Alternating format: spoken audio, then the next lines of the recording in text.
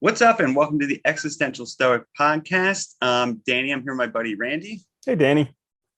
Hey, Randy. And today for episode 38, we are going to talk about perspective, long-term versus short-term thinking. Yeah. This is a great topic because it covers so many different areas in life. Because, we're emotional creatures. You might say we think we're rational, but really we're emotional creatures. And oftentimes, we'll get pleasures in the short term that'll cost us in the long term and vice versa. And it's all over life. So I think this is a really great topic to cover today. It is. And, it's funny. I was thinking about this topic a lot because I think, we've talked about a lot of times like planning and thinking ahead and trying to have like not just like a weekly plan, but like a 10-year plan or even longer.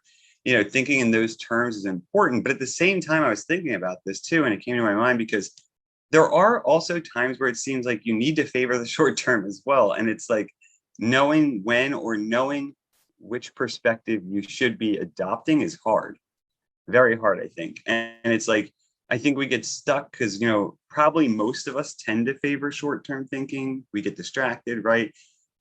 Pleasures. We're interested in like feeling comfortable now, not really thinking about the work that needs to be put in and stuff. And that is detrimental. At the same time, though, I think just long-term thinking can also be kind of problematic. It's always a balance, it seems like.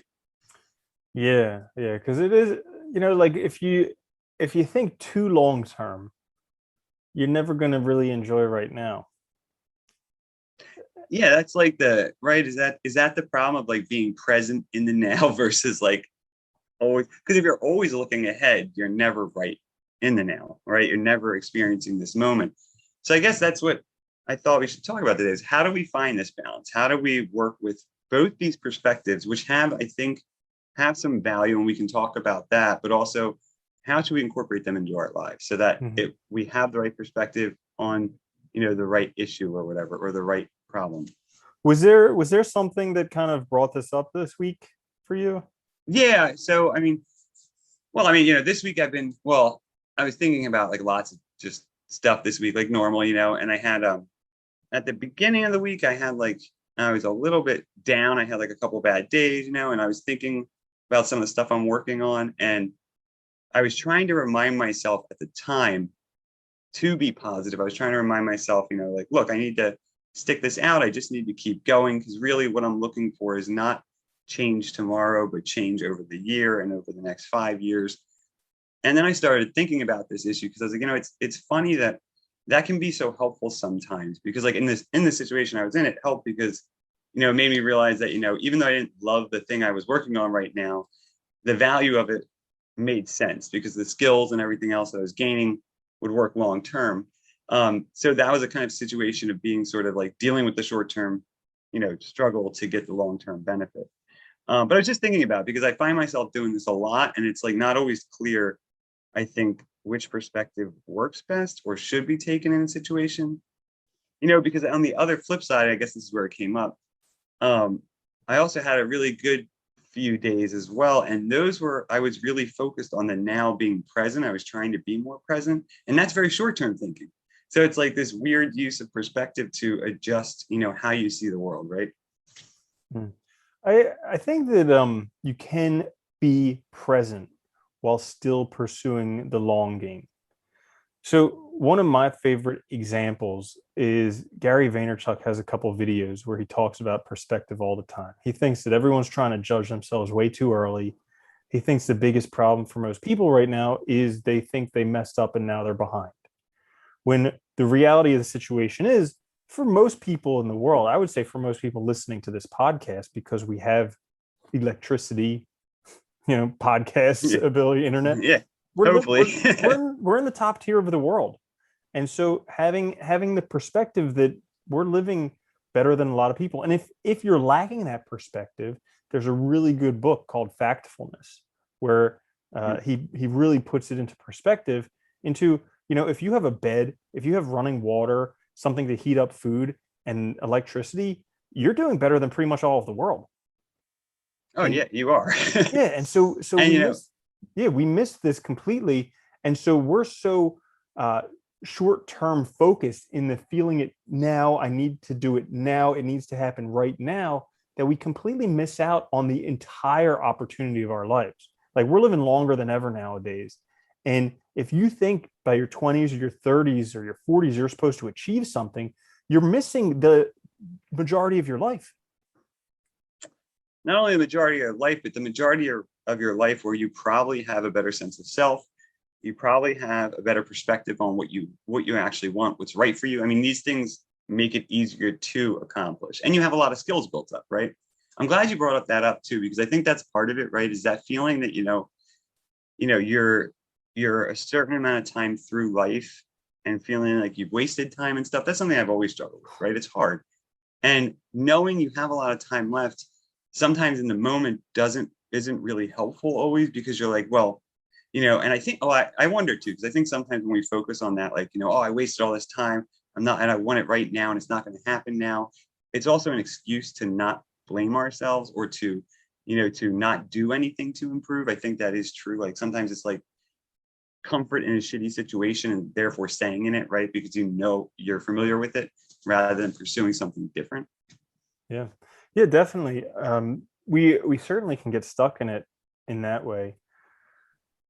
And I don't know, the short term is rough too, because I think that's where we find most of us struggle too, with like anxiety. The existential despair tends to come from short term thinking, feeling like you've wasted time, and wanting change now, looking around you and being bombarded with all these examples of apparent wild success overnight. Yeah. And I think that it's a mess. Yeah. So what I wanted to share was, I've experienced this like very vividly, where I went to school. Like, I basically pursued a life that I was being a good son. I went and got a real profession. I got engaged. I did all this stuff, and I ended up miserable and $250,000 in debt. And But you were a good son. yeah, exactly. So, pat on my back for that one. But it was kind of like at that point, realizing I was in that spot where I was like, I've made a huge mistake. Like, like Job from Arrested Development. I made it. Yeah. I never said I made it. I never admitted to making a huge mistake. Yeah. But basically, I was like, I've made a huge mistake. And so it was really perspective that allowed me to get out of that, because I was like, okay, I've dug myself a hole. If I have 6 months left to live, what makes my life worthwhile? Is it going to be just going to work and doing this job that I don't enjoy and doing whatever? Or is it going to be putting in a full work week and then coming home and trying all these different things to try and find something that gains some traction, so I can get out of this, so I can go pursue the life that I love? And so it's that perspective that it was somewhat, it's funny, because it's like that almost collapsed the long-term perspective. Because the long-term perspective, we think, on my deathbed, what will I think of my life? But with that, it's like, if I have 6 months left to live, all of a sudden your long-term perspective is 6 months. And then it makes it a lot more real, because you can't say, I'll do that someday. You have to say, I'll do that now. I have to do that now. Yeah, that's the difficulty when we talk in terms of like a decade, even 5 years. I think even a year sometimes. I think it's easy to put things off, because it seems like you have so much time that you feel like, well, I can do it later. I can do this whenever. And so that can also be a hindrance to starting action. Because I like what you said, that's an important point what you said there. Like, you found yourself in a situation where you were like, oh shit, like, you have all this debt. You basically were doing something for the wrong reasons your whole life. So, and I found myself in a similar situation, right? Where it's like you wake up one day and you realize you're like, oh shit, like, now I need to actually figure this out. And I think it's funny, because when we stay focused on the short term, we end up not changing anything. And that's negative, because you just end up staying in a situation where you're unhappy. But to make those changes is always difficult. And you need to start thinking like, all right, so what can I do now? And I like that the 6 month is workable. You can at least say, okay, well, I can do these things immediately. So no matter what, in 6 months, at least I'll have, exercise agency, and something will have improved, right? You might not solve all your problems, but at least you've improved something. You're doing what you want. But it's like, it's a time period where it's realistic, because 6 months, like you've been through 6 months a bunch of times. But like if you're thinking like, oh, well, I have 40 years, then you're like, whatever. But yeah. Um, so yeah, I think a lot of times the long-term perspective is helpful, especially when you're thinking about like your development. Like if I'm learning something or I'm trying to, use the example of Steve Martin all the time with the banjo, right? Like, if I have 40 years, I can be an expert in anything. I think that perspective is wildly helpful when we're like learning things or doing projects. So we realize that like we don't have to have it completed now. It doesn't have to be perfect now. Because that thinking, I think, screws us up. hmm. But it's Yeah, also hard to plan that way, I think, sometimes. When yeah. you're just setting goals long term with no idea of how to get them right. It's like careful planning is required. hmm And also, doing things.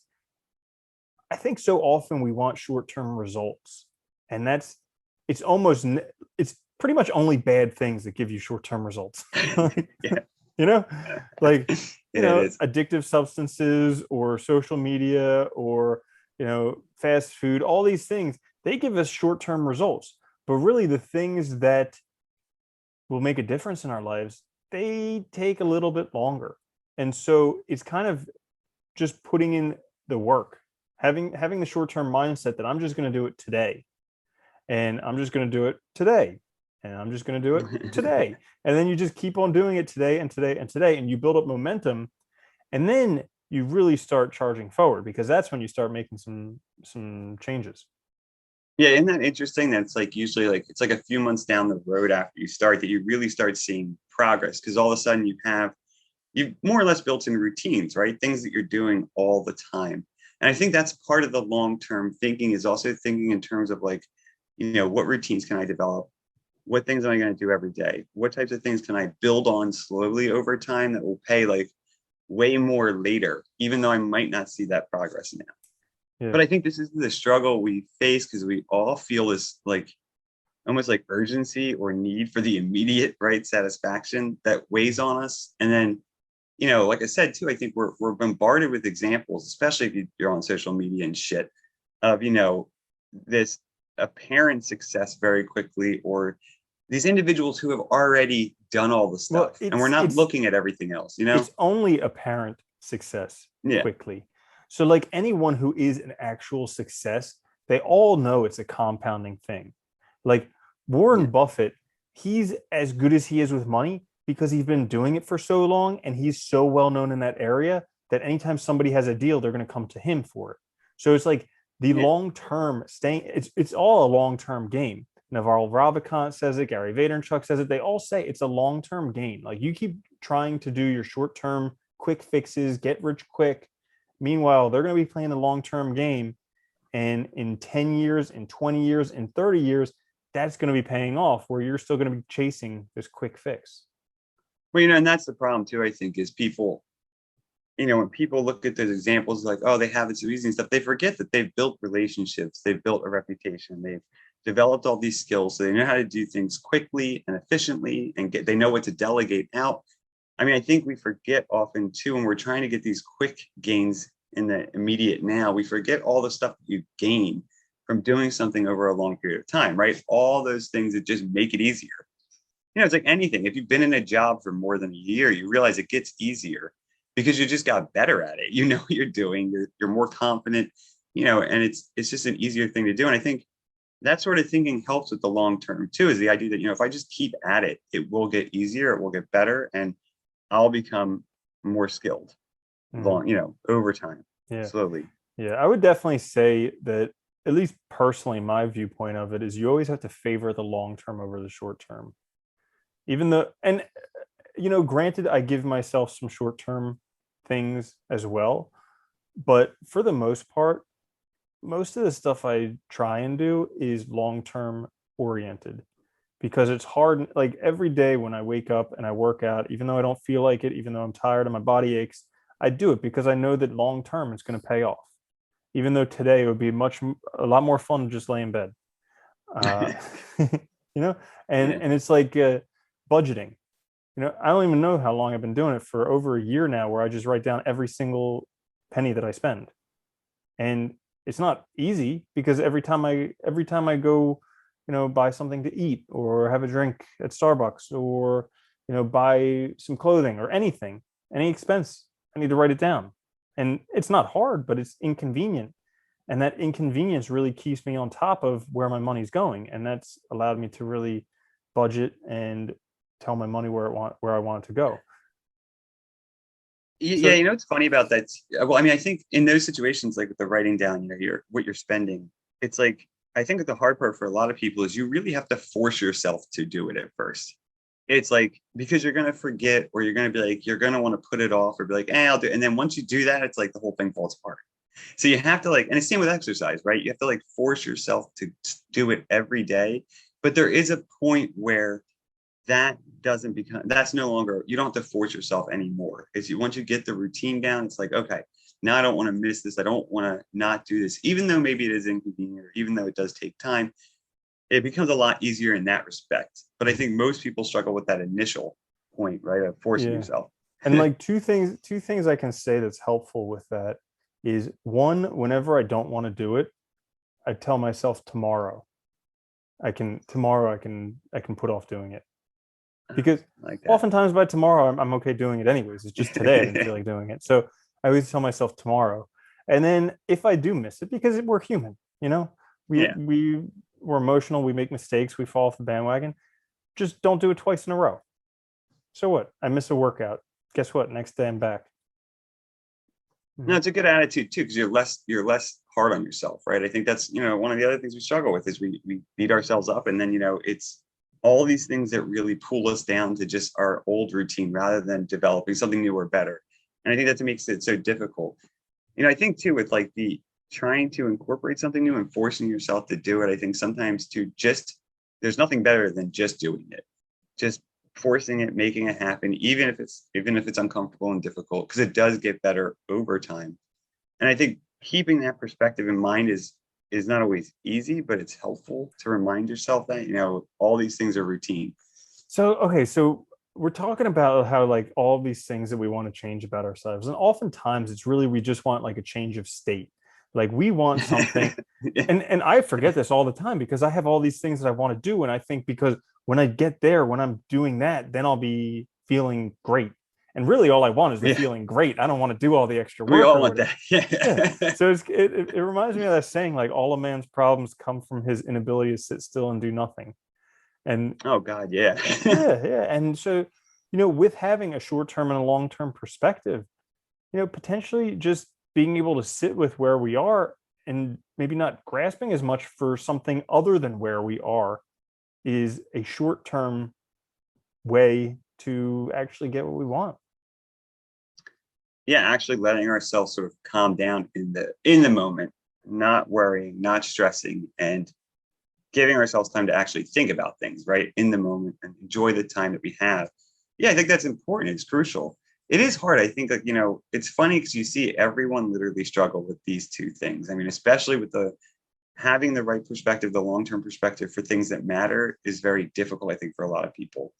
I don't know. It's funny. I think, one thing that's always helped is setting yourself I think you had called it waypoints before, but that was really useful. I use that method, right? So setting yourself in 6 months, if I keep doing this, I'll give myself this prize, right? So setting yourself some reward for sticking with it. It helps you focus on a more realistic amount of time, whether it's a month or 3 months, and it keeps you sort of going and keeps you motivated, which is helpful because we are goal oriented. That's the other problem.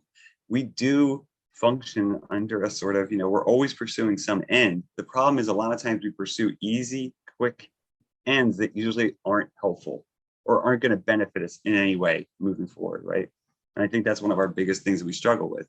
What was it? I think it was Aristotle that said, with virtue, right? It's about feeling pleasure and pain for the right things at the right time. So training yourself to feel the right, that the type of work you're doing is a good thing because you get all these benefits from it, right? And feeling pleasure that you're accomplishing something or whatever, rather than just binge watching Netflix or whatever the fuck for 8 hours and wasting a shitload of time. Yeah, that's what you said right there with that quote. That's pretty much it, because you have to use pleasure and pain to sculpt yourself into what you want to become. I remember I read a few Tony Robbins books back in the day, and he would always talk about getting rid of bad habits And he would do that by associating so much pain with them, like the pain of what happens later on in life from continuing this habit. Instead of it being out there somewhere, he brings it really in close, very physical, very tangible, and then helps associate that with whatever bad habit that's giving you pleasure now, but the payoff is not exactly there. Isn't that funny? Because we don't have, the future is far off and unknown in the sense that it's not happening now.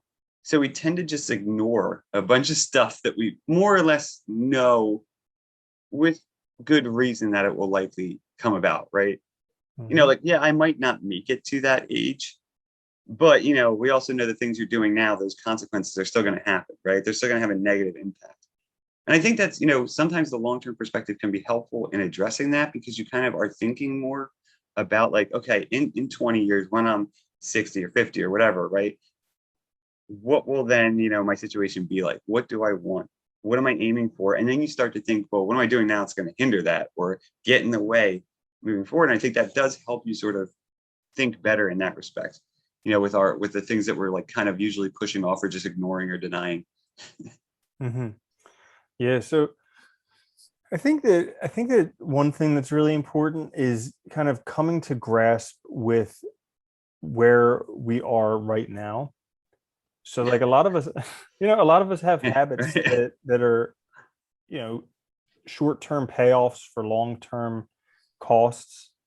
And, also we have to recognize the things where we're giving up stuff now so that we can have a payoff later, and really sit down and evaluate that, because I know personally that's something that I don't really do consciously.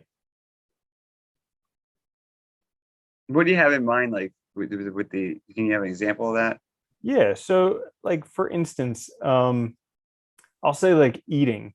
Oftentimes I will put off eating what I want now so that I can have healthier stuff later.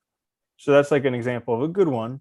And then an example of a bad one would be like, I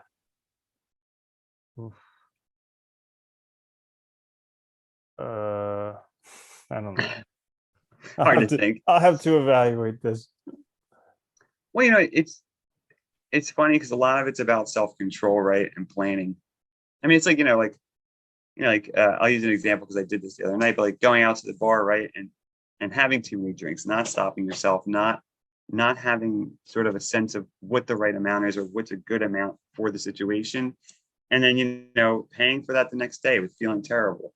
Or, any short-term things we do like that have these consequences, ultimately just too, they make life harder later.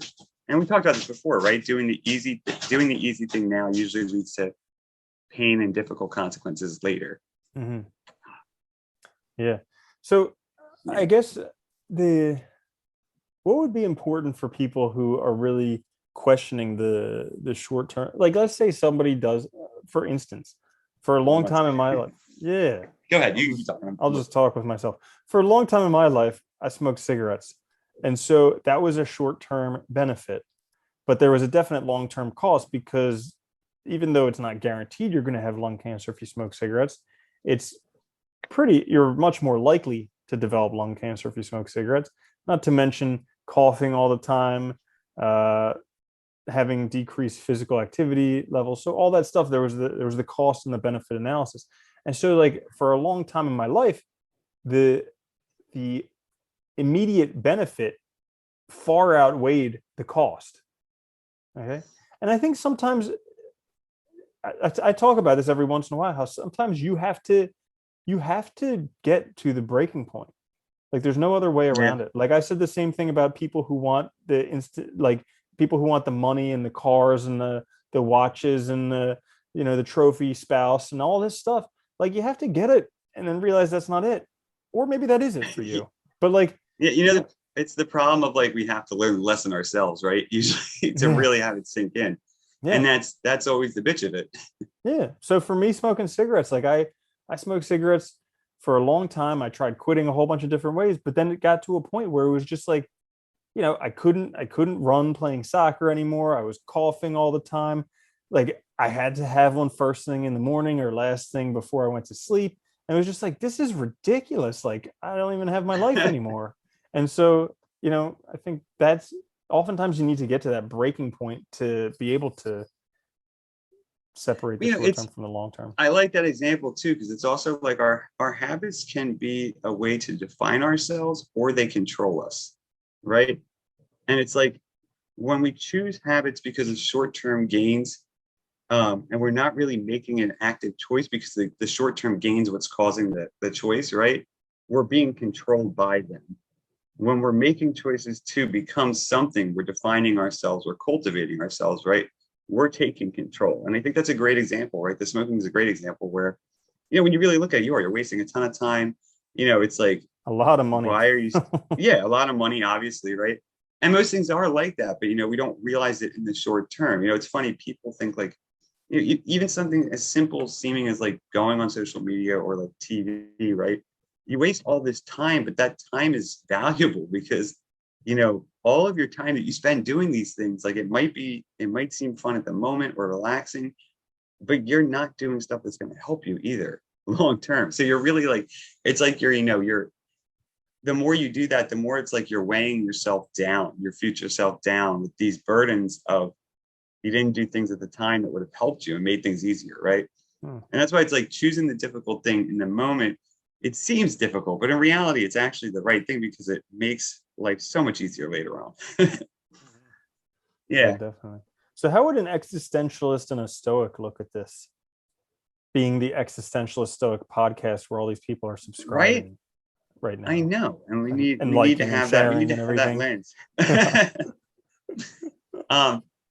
It's interesting because I think it's funny. The perspective issue is always one that I've thought about a lot with respect to this, because I think, the existentialists with the emphasis on authenticity, obviously, I think there is that sense in which, they take a very interesting perspective because, you have that meaninglessness of life, the arbitrariness of it all. I mean, we think of the typical existentialists are sitting in a French cafe like, oh, what is this life? This is the bullshit. Chain smoking cigarettes and drinking coffee.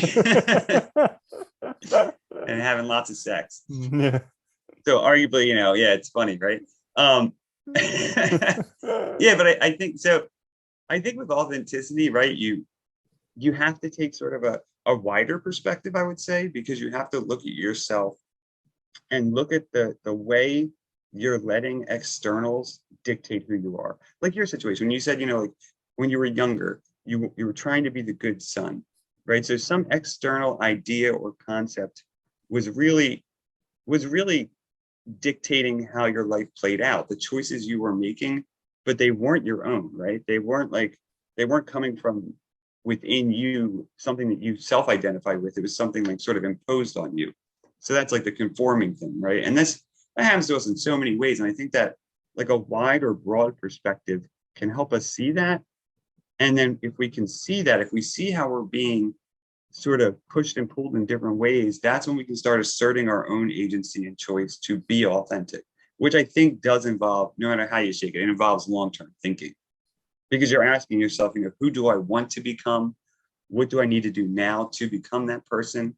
And that could be as simple as, like recognizing that, you've been doing things for the wrong reasons. You've been trying to be a good son, not live the life that you want. And so how do I start making those changes? What do I need to do? And a lot of times that might just be, starting to make choices on your own now and starting to plan and then working through the problems that you have, right, to get to that point. And I think, so there is definitely like a long-term thinking, but also a broad perspective, I think, with, looking at our lives. Yeah. I like that word authenticity because it kind of allows you to see your negative habits at the moment.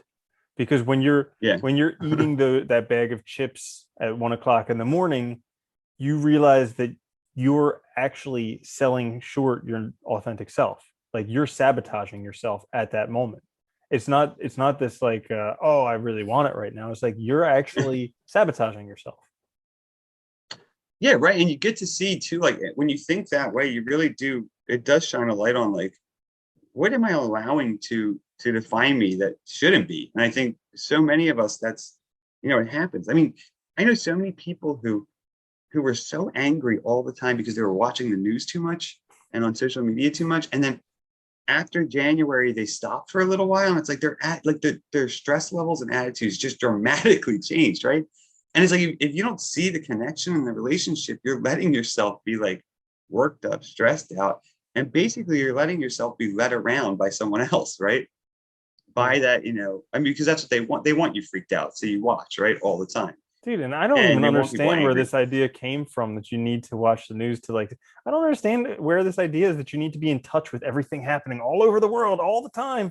It's like, why? I haven't watched the news in probably like 12 or 15 years and I'm doing just fine. That's another. If anything Yeah. serious happens, somebody tells me.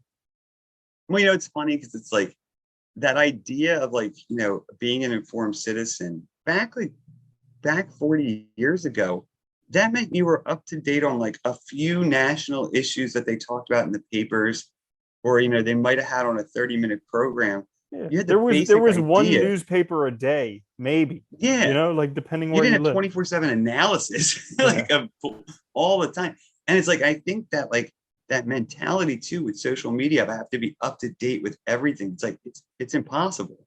Mm-hmm. And it's like just this ongoing stream of data. So I think, yeah, I think it's having this perspective, being able to see ourselves and see what's happening, because we start to see what's happening to us rather than because of us. And I think that's like an important distinction to make for perspective, right?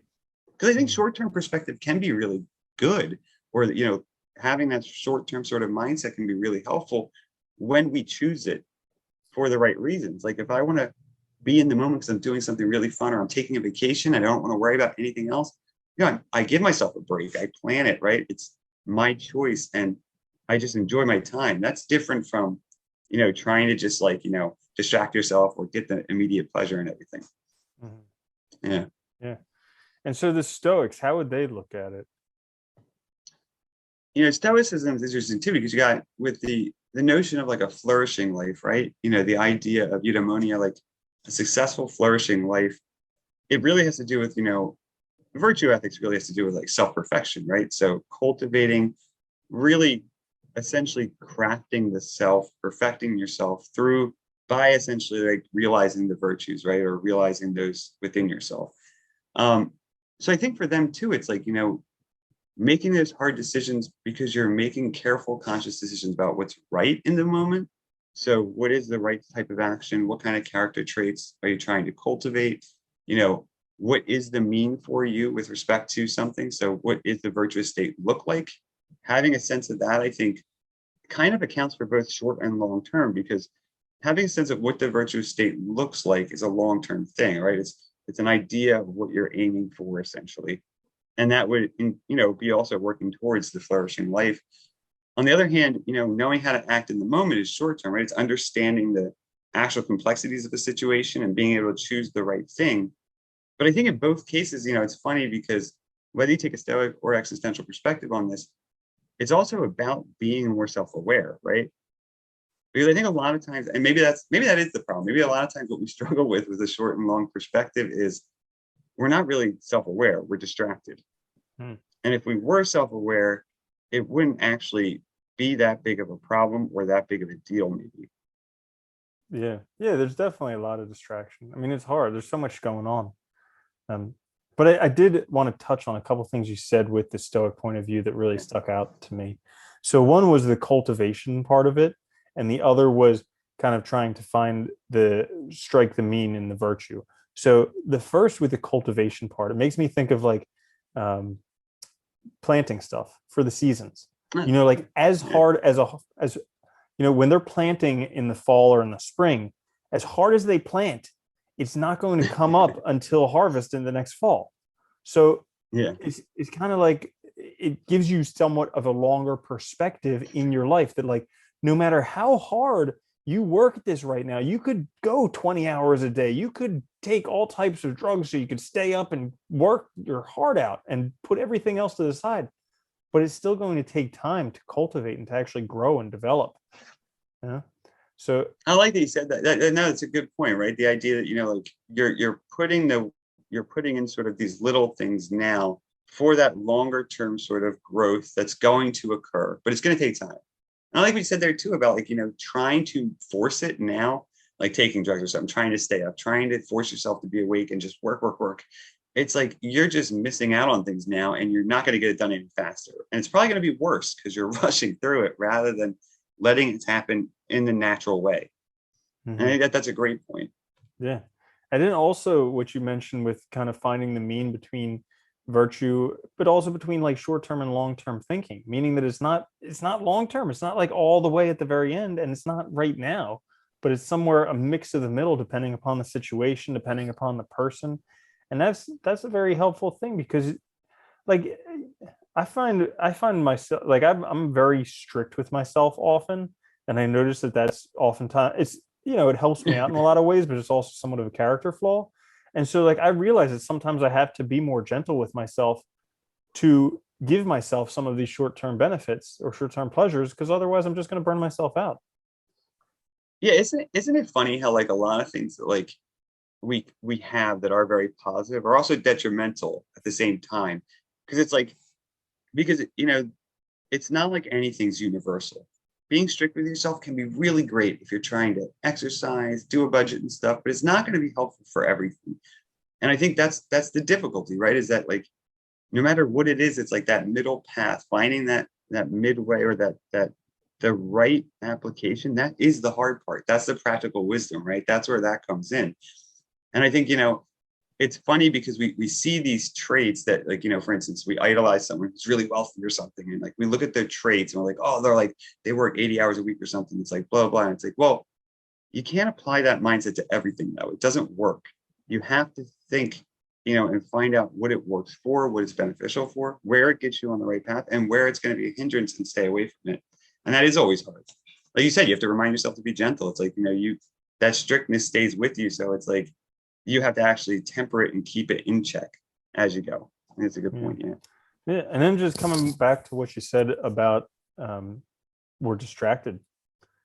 Attention is one of the scarcest resources nowadays. And we're so distracted that we're spending time living lives basically for these other people, trying to impress people we don't like, addicted to these systems that a couple of people developed. And so in essence, it's trying to find your attention again so that you can turn that attention towards the conscious development of yourself. Well, I think the worst part too with those, with like the social media and with stuff like that, and with worrying about other people's opinions, is you never stop to ask yourself why it really matters to you, right?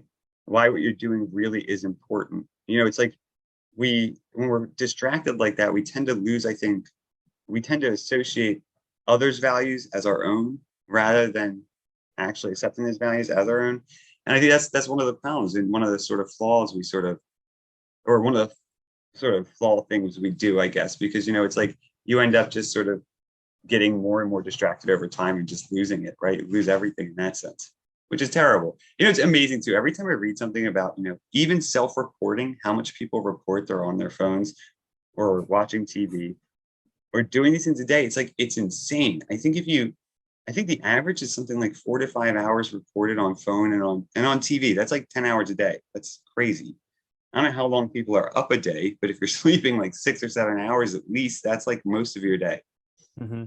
It's nuts. And I think that's something people can do too. I think that's a helpful thing is, just don't judge yourself, but just track your time, how you spend your time every day for like 2 weeks, and then look at it. And I know you'll find places you can easily make room for doing other things. It's like, that's always a good method, because we do waste a lot of time when we're not focused, or we don't have routine or plan. We're not thinking of that longer term impact.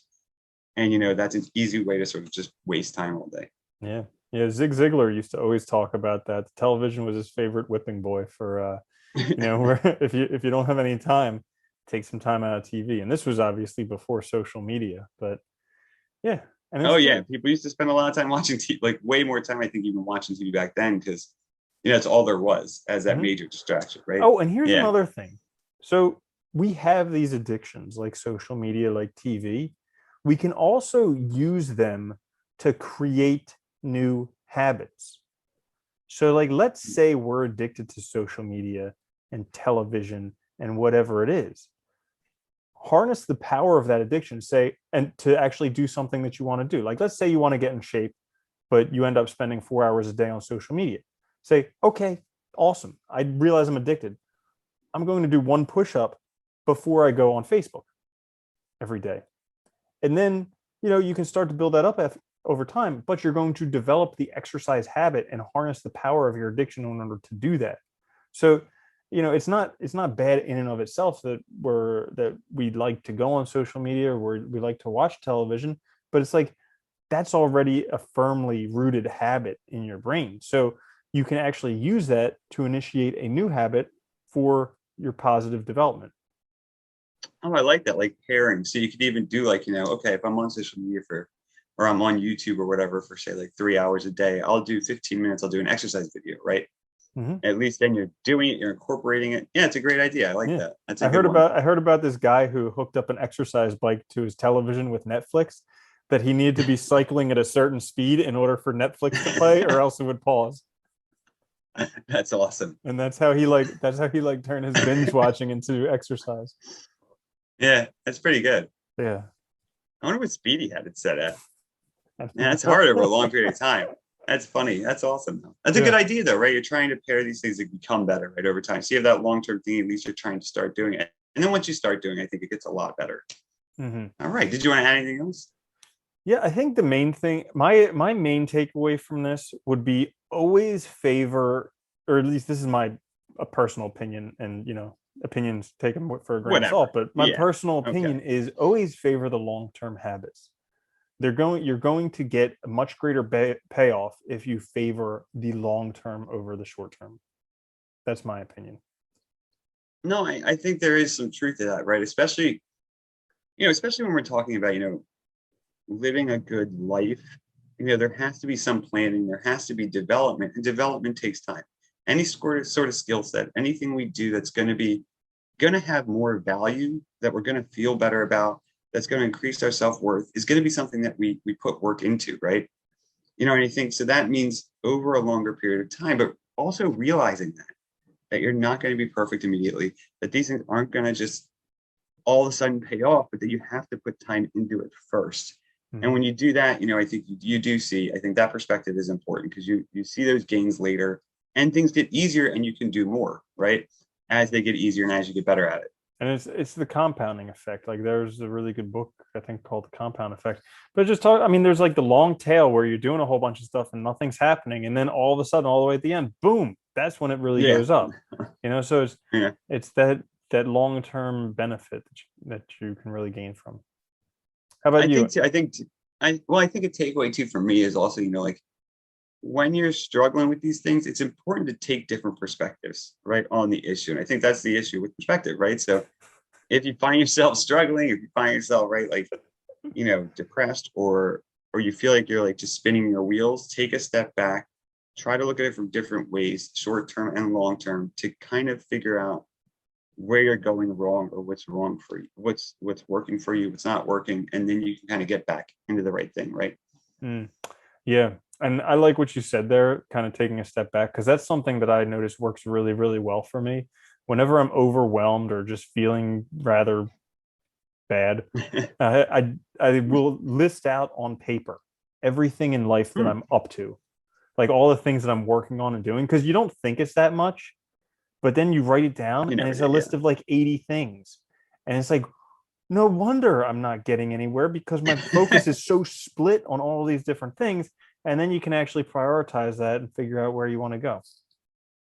Well, and that's a lot of it too, right? It's just taking more proactive steps, right? Being more in control rather than being controlled by other things. I think that's a huge part of it. And it's a good point too. If we get involved in too much shit, we can't do anything really. Mm-hmm. Or you just make such slow progress that you really get nothing done. Mm-hmm. I like that. All right. I think that's good, right? Yeah. Mm-hmm. All right. So that was episode 38. I can't believe it, man. Perspective, the long term versus the short term. Yeah. So, if you guys, I hope you guys like the episode. If you're liking this, check us out on YouTube. If you're listening, as a podcast, if you're listening to us, check us out, watch the video on YouTube. You can get us wherever podcasts are available. We will be back midweek with another quick fix. Those are short, less than 10-minute episodes. Please, guys, share, subscribe, click notifications. It helps us out a lot. Until midweek, though, I'm Danny. I'm Randy. Later, Danny. Later.